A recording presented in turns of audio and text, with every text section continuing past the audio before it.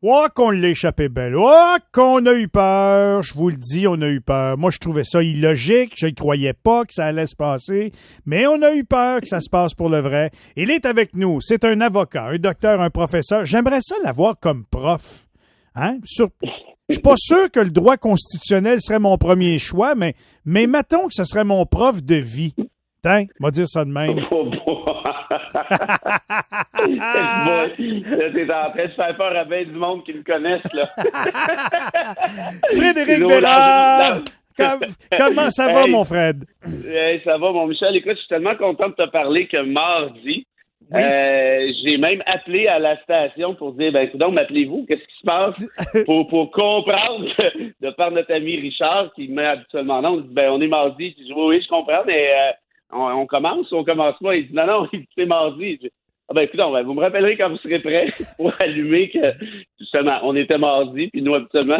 merci beaucoup d'avoir illustré notre manque de communication, mon Fred. En fait, moi, je voulais plutôt illustrer mon enthousiasme à l'effet de te parler. Tu sais, le gars se réveille à 6h30, il est pas obligé de le faire, et il appelle à la station, on dit, quand est-ce que vous me mettez en onde avec l'Angevin? Hey, faut le faire. J'ai pas fait ça avec grand monde dans ma vie, là.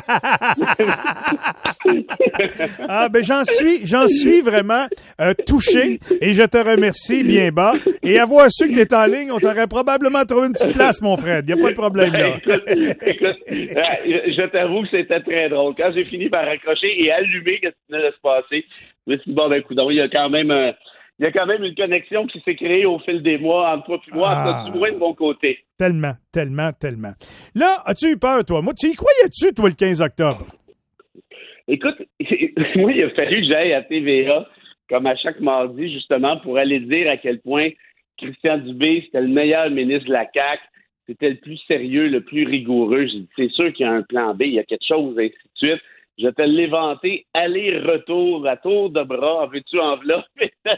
Même pas 24 heures après, pataclac. Wow!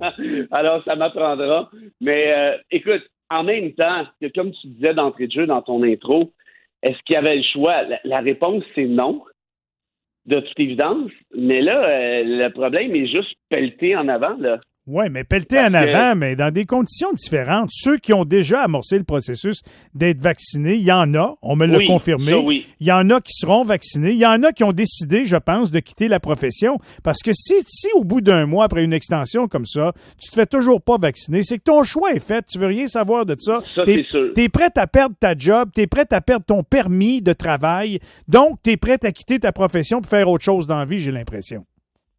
Écoute, disons qu'on recule un peu. L'idée du B, au final, c'était quoi? Puis c'était pas si sorcier que ça, là, à deviner. C'est de dire, écoutez, là, si vous ne faites pas vacciner, vous perdez votre job. Donc, très clairement, ils voulaient les inciter, pour pas dire les obliger à le faire. Là, comme tu dis, il y en a une portion probablement beaucoup trop appréciable qui ont décidé de ne pas le faire. Et là, ces gens-là, aujourd'hui, ils se disent quoi? Ils disent, finalement, ça a marché, on s'est tenus ensemble, et les syndicats n'ont pas aidé plus qu'il faut non plus, hein, on va se le dire, là. On n'a pas encouragé ses membres à aller se faire vacciner, de ce que j'ai compris, de ce que j'ai vu, peut-être j'en ai échappé une.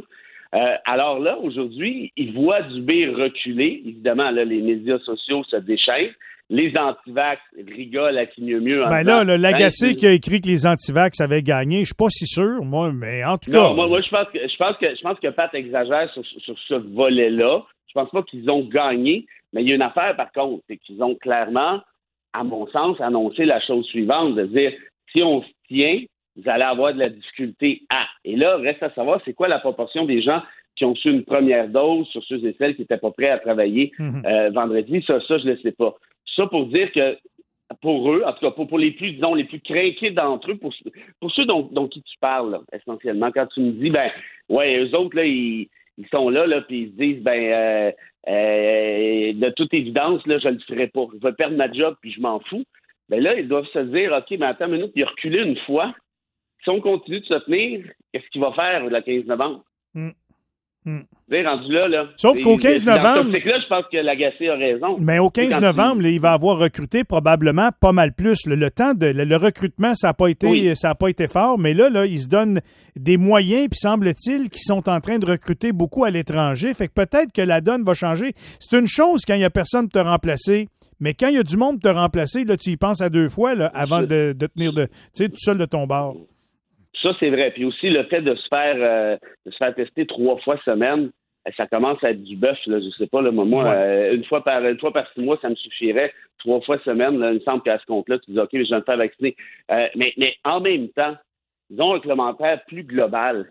Est-ce que ça fait pas assez pathétique à ton goût, Michel, que dans une société de cochons gras comme la nôtre, éduquée comme la nôtre, développée comme la nôtre, soit obligé d'aller chercher du personnel médical à l'étranger parce qu'il y a une portion appréciable de ton propre personnel médical qui dit « Je ne veux pas de vaccin en pleine pandémie ». Oui, mais c'est ça, une société libre.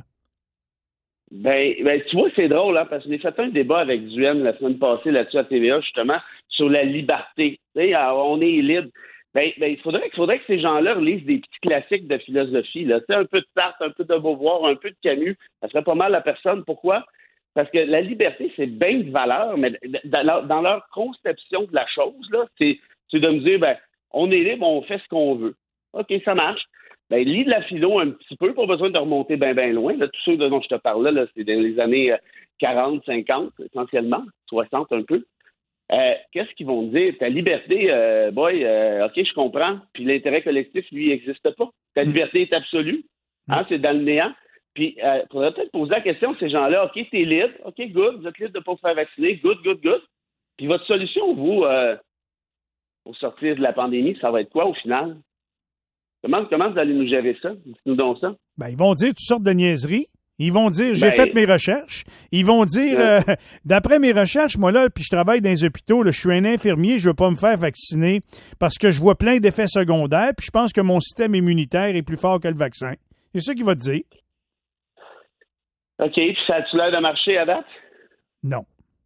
C'est ça. Le vaccin marche. Le vaccin fonctionne. Oui, il marche. Puis moi, je trouve ça. Écoute, regarde les chiffres actuellement. C'est pas compliqué, là. Les ressources médicales et hospitalières sont siphonnées. J'insiste, siphonnées par les non-vaccinés. Et toi, tu es infirmière, tu dis non. Tu le vois, c'est à cause de gens comme toi que tu travailles comme une débile dans des conditions débiles. Quand même, il faut le faire, là. C'est assez hallucinant, là. Tu sais, là, les gens que tu soignes, c'est rendu 9 sur 10 par rapport à la COVID, peut-être plus. Et ces gens-là qui siphonnent nos ressources médicales et hospitalières, ils font quoi? Ils font en sorte que ceux qui doivent, par exemple, se faire opérer pour des trucs sérieux et importants ne peuvent pas le faire. Chirurgie reportée, parce qu'une personne qui débarque à l'hôpital pour la COVID, non vaccinée, s'en va aux soins intensifs de ce que je comprends à peu près tout le temps. Ça, c'est 10 à 14 jours par individu. Calcule le nombre de chirurgies qui sont perdues à chaque jour du fait d'un individu. Moi, je trouve ça hallucinant. Et ces gens-là continuent de te parler de liberté. Oui. La liberté de qui? Oui. De quoi tu me parles? C'est pas de la liberté, c'est de la bêtise pure. C'est ça que c'est. Alors. Et que Dubé est bluffé. OK, j'aurais aimé mieux qu'il aille... Mais je sais, il ne peut pas se garrocher en bas du précipice. Mais il y avait une question de pensée magique pour moi en me disant il faut qu'il y ait un principe ici qui soit défendu. Alors là, il recule, il reste 30 jours. Il peut pas reculer une deuxième fois parce que sinon, là, on arrête tout. Là. Mais non, il va pas reculer une deuxième fois. Ou bien on va le démissionner, ou bien on va l'appliquer. Mais si tu démissionnes, tu le remplaces par qui? Tu sais, pour moi, Dubé personnifie vraiment c'est quoi un homme ou une femme d'État. C'est un gars rigoureux, il est sérieux, on s'entend, il n'est pas très charismatique. Il y en a qui disent pour prendre la place de François Legault. Moi, j'aimerais bien parce que je pense que c'est ce qu'on doit avoir en termes de leadership. Mais je sais qu'il ne fera pas décoller des masses. Mais tu remplaces qui, de toute façon, dans l'intervalle, comme ministre de la Santé? Qui tu mets là? Pour faire quoi? Mais là, l'histoire nous dit pas le fond.